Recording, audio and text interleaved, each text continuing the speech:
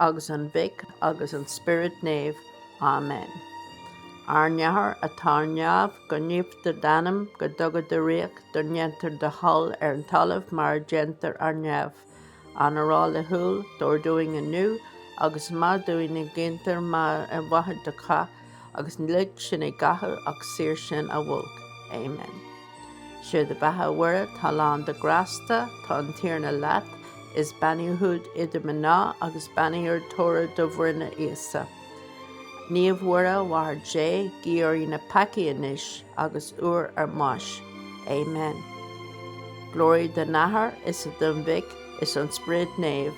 Mar a bhí a dúis, mar atá fós, is mar a bheith trí séal na saoil. Amen. In anam nahar, agus an Vic, agus an Spirit Nave. Amen.